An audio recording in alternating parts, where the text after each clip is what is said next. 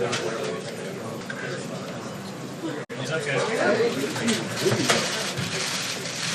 on.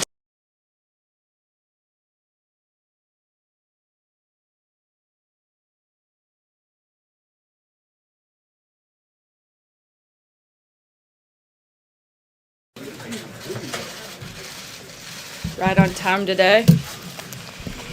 Good afternoon.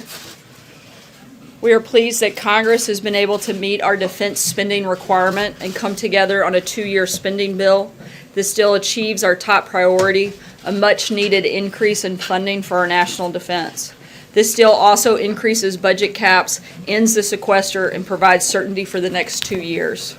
Defense spending will match the request made by the Pentagon and will reflect what the President signed into law with the National Defense Authorization Act. The bottom line is that thanks to President Trump, we can now have the strongest military we have ever had. Additionally, this deal increases the debt ceiling to March of 2019, which moves us away from crisis to crisis budgeting. It also ensures funding for our other critical priorities, including rebuilding America's crumbling infrastructure, tackling the opioids epidemic, and taking care of our great veterans. To discuss this agreement in more depth from a military perspective, we have Secretary Mattis here with us today.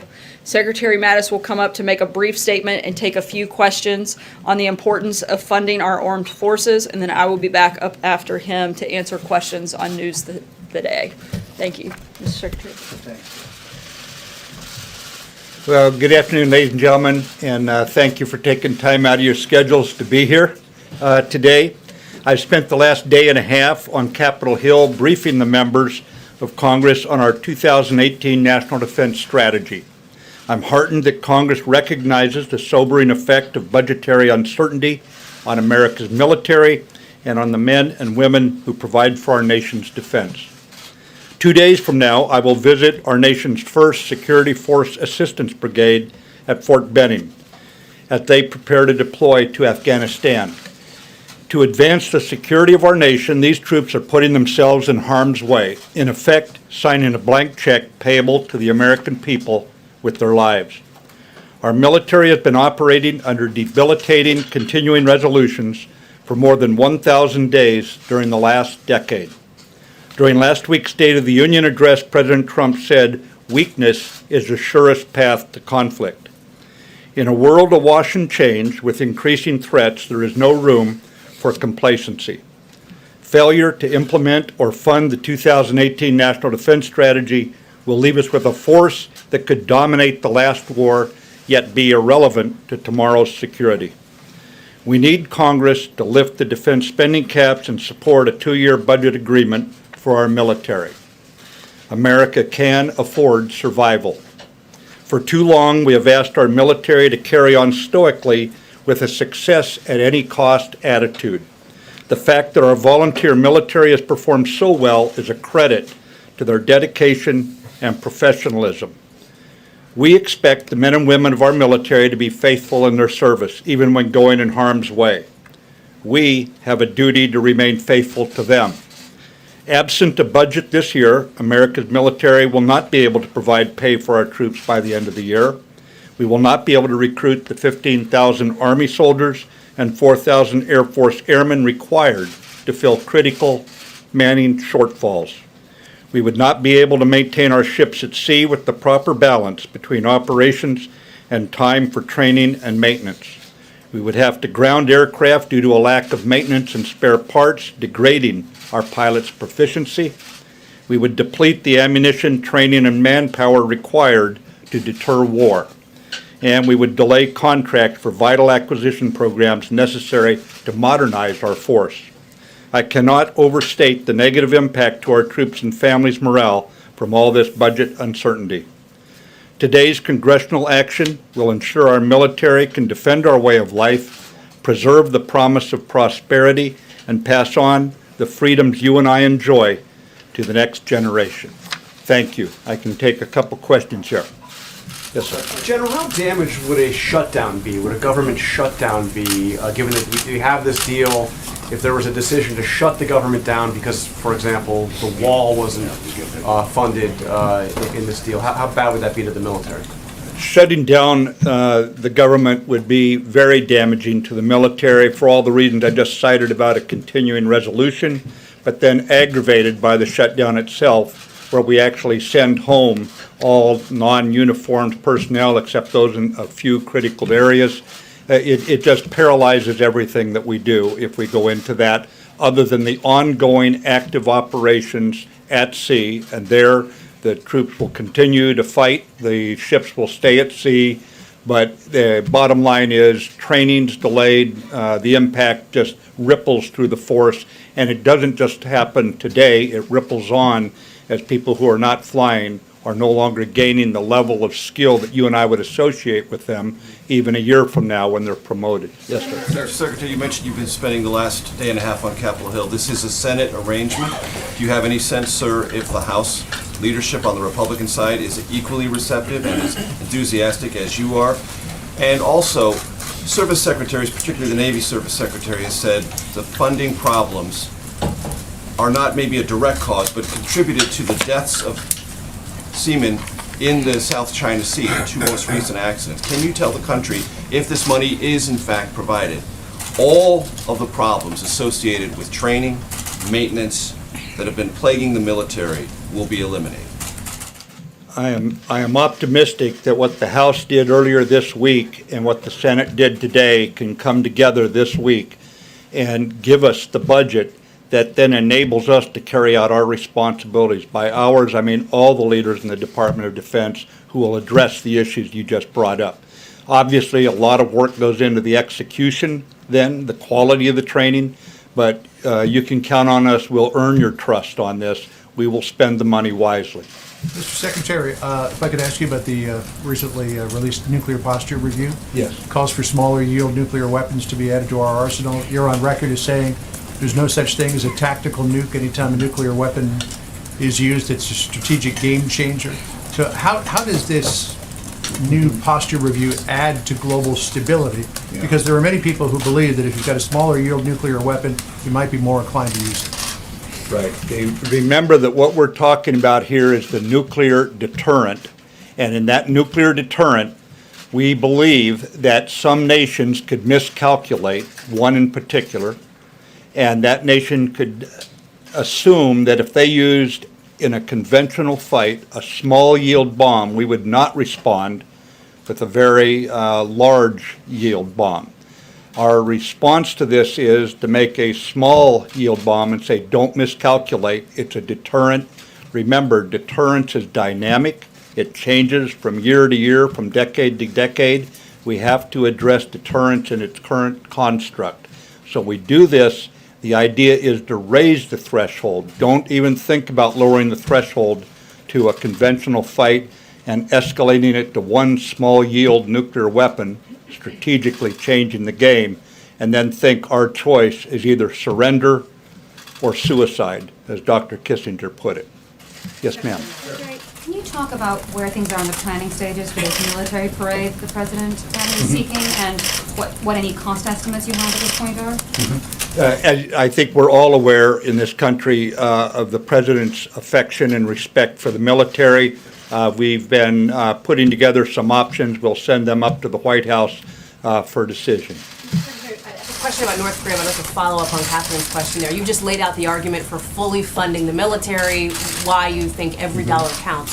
So why divert time, energy, financial resources to the planning of a parade, as the president has asked? Again, I think that what my responsibility is to make certain I lay out the strategy and make the argument for the oversight of Congress to make a determination of fully funding us. As far as the parade goes, again, the president's respect, his fondness for the military, I think is reflected in him asking for these options. Yes, ma'am. I'm sorry, North Korea. On North Korea, Can I ask you whether you think that war is actually nearer or closer with North Korea than it was at the time the administration took office? And do you support any kind of meeting or communication between Vice President Pence and North Korean officials at the Olympics? Well, on the second, Vice President Pence is quite capable of making the call on that while he's in Korea. As far as the situation with Korea, It is firmly in the diplomatic lane. We have seen much stronger diplomatic action. For example, the last 3 United Nations Security Council resolutions, unanimous. And how often do you see France and Russia, PRC, China, and the United States, Great Britain, all voting, and other countries all voting unanimously? I think that makes it very clear this is firmly in the diplomatic lane, and we, of course, back up Secretary of State Tillerson's foreign policy efforts as guided by the President with viable military options. But thank you very much, ladies and gentlemen. One more on Syria. Good to go? Yes, sir. All right. Thank you, Mr. Secretary. Due to the timing and tight timeline, we will jump right into questions for today with no further statements. See. Nancy Pelosi is wanting to add immigration to this emerging budget deal on the Hill. Is that something the President would like to see? I think we've made clear that the budget deal should be a budget deal, and that members of Congress, like Nancy Pelosi, should not hold our military hostage over a separate issue. We've laid out what we would like to see in immigration legislation, and I think it's something that Nancy Pelosi should support, and hopefully she will come on board. We can get this budget deal done, and then we can focus on getting an immigration deal done. Follow up, is the President committed to this March 5th deadline for DACA, or is he going to extend the deadline?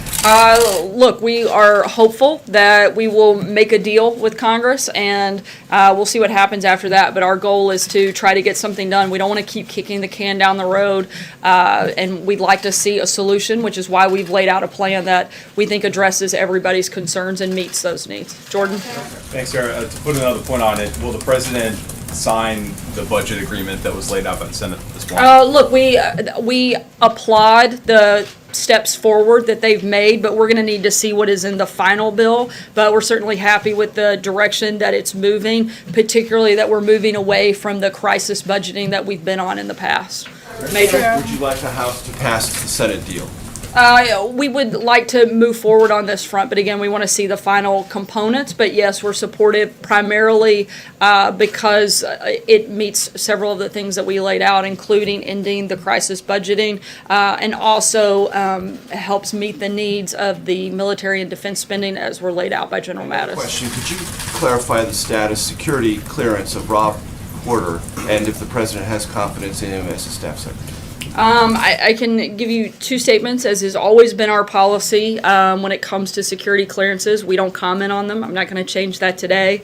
I can tell you that Rob has been an effective in his role as staff secretary, and the President and Chief of Staff have had full confidence and trust in his abilities and his performance. In a more of an update on that front, Rob has put out a statement which I can read to you now, and I think it will address some of those other questions. These outrageous allegations are simply false. I took the photos given to the media nearly 15 years ago, and the reality behind them is nowhere close to what is being described. I've been transparent and truthful about these vile claims, but I will not further engage publicly with a coordinated smear campaign. My commitment to public service speaks for itself. I've always put duty to country first and treated others with respect. I am deeply grateful for the opportunity to have served in the Trump administration and will seek to ensure a smooth transition when I leave the White House. Sarah, is he going to be leaving the White House anytime soon? There was some conversation a couple of months ago that he was at least contemplating that. He is going to be leaving the White House. It won't be immediate, but he is resigning from the White House, but is going to stay on to ensure that there's a smooth transition moving forward from here. Sarah, thanks. Less than 18 hours ago, the White House released several statements praising Rob Porter, his service. Obviously, he's somebody who's very close with the President. So why would the President accept his resignation if the President thinks he did nothing wrong? Look, I think that was a personal decision that Rob made, and one that he was not pressured to do, but one that he made on his own. Catherine? Can we clear up the matter of the security clearance? Did he have one or not? As I just said, I'm not sure why this is complicated. We've addressed it quite a few times. In many circumstances, as has always been the policy at the White House, we don't discuss security clearances one way or the other. John? Sarah, could I ask you about the Democratic memo? We understand, and Chief of Staff Kelly illuminated this yesterday, that this memo is different in terms of its content than the Republican memo was. General Kelly said it's not as clean. as the GOP memo was. Republicans who have read the memo are saying that it contains a number of references to sources and methods. My question to you is, do you believe that the White House is I don't want to say being sandbagged, but being put in a difficult position by the Democratic minority, forcing you to make redactions or hold back this memo so it can draw a contrast with your treatment of the GOP memo? I'm not going to make speculations at this point. We're still going through the process that we went through with the Republican memo. We're going to continue to do that, and once that's completed, we'll have something further to add. But as of this point, we don't. John? Sir, can you clarify, the president yesterday said that he would like to shut the government down if he doesn't get funding for the wall, border security. Is what he said yesterday now no longer operative? He's going to support a 2-year spending bill without funding for the wall? Look, as I said yesterday, the focus for us has always been to get a 2-year budget deal. We've also laid out what the priorities that we want to see in any immigration legislation, and we expect to see that. We do want to, that we've made no secret, the president wants funding for the wall and he wants border security, and we expect to see that reflected in the budget. He said he wanted to shut the government down if he didn't get it. Now that's no longer operative? Is that no longer the position? No, the position hasn't changed, and I addressed this yesterday. The president is making the point, the only people that have shut the government down are the Democrats. We haven't shut the government down. We've laid out exactly what we want to happen, and we're working towards achieving those goals. He was the one that said he wanted to shut the government down. I'm not understanding. Look, He said, I want a government shutdown. The point he's making when you put it in the context is that if we are going to have that fight, it's a fight that the Democrats started last time and they lost, and we think that we would win again. We want a 2-year budget deal. We want an immigration plan that fixes the problem and doesn't further kick the can down the road. Those are the two focuses, and we're hopeful we'll get those done. How can the president still have confidence in his deputy attorney general when he said he feels vindicated in the Russia probe by the Nunes memo that mentions Rosenstein and the fact that Rosenstein oversees the Russia probe?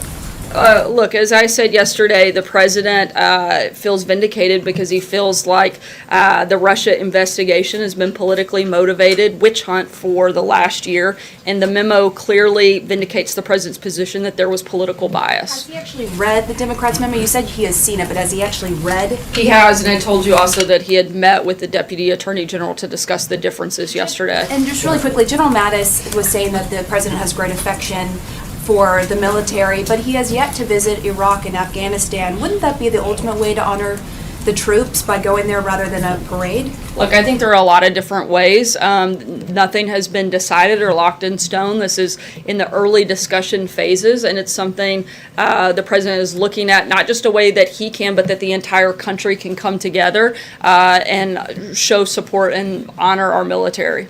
Cecilia. Thanks. Does the president have any concerns about these domestic violence allegations raised against Rob Porter? I haven't spoken to him about specific concerns. You haven't talked to the president about this? About whether or not he has specific concerns, I haven't asked him that question, Cecilia. I don't. Seen the photos of Rob Porter's ex-wife with a black eye? I don't know. Sarah. Thanks a lot, Sarah. The president weighed in today on Twitter on the stock market, the first time this week. He's done so, and he's done so quite a bit over the course of his first year in office.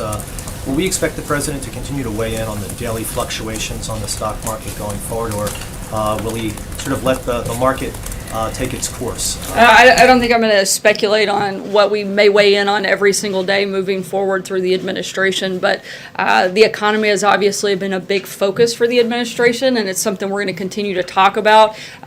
We have a very strong economy. We feel very confident in the direction that we're moving, and certainly the focus on the long-term economic fundamentals that this administration has been advocating for. On the immigration deal, would the president be open to the idea of just 2 pillars of what he's put forward being part of an immigration deal, that being funding for that border wall with Mexico, an increased border security, and then, of course, a legislative fix for those DACA recipients? We've laid out the 4 pillars that we want to see in immigration legislation. Shannon? The president today called these text messages from the FBI bombshells.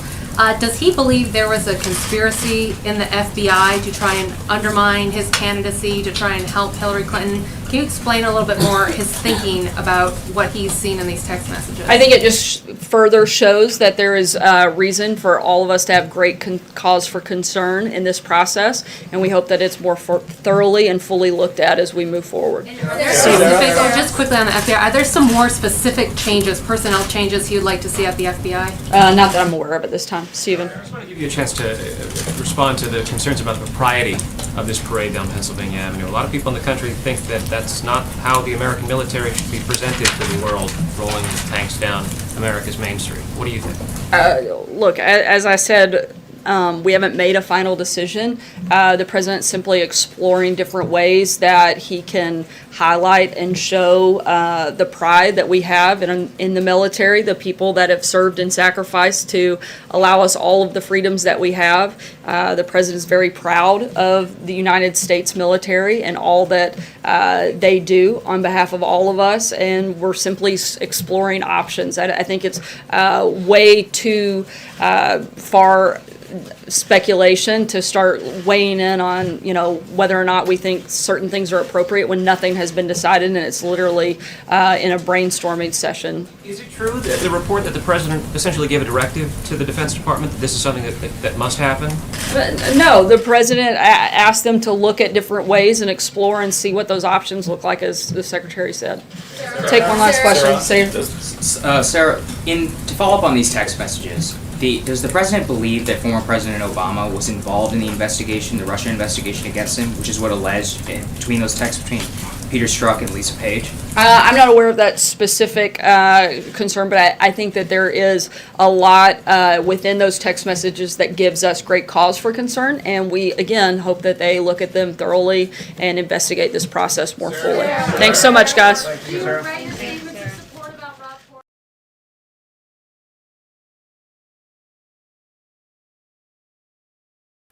All right, folks, thank you very much for joining us and choosing us as your stream of choice. As you guys heard, the parade is on its beginning stages. It's brainstorming right now, and they're trying to figure out what they can do and what will be the best way, the most economic way to do it. So they're thinking about different times that it might happen. President Trump really wants it to happen on July the 4th. But some people are saying, you know what, it'll be better if it was on Memorial Day or Veterans Day. So, there's still a lot of moving parts that need to come together and see what's going to actually happen. So stay tuned. There's going to be more information about this coming out. Also, like I said before, if you guys saw it on the chat, the Senate has reached an agreement.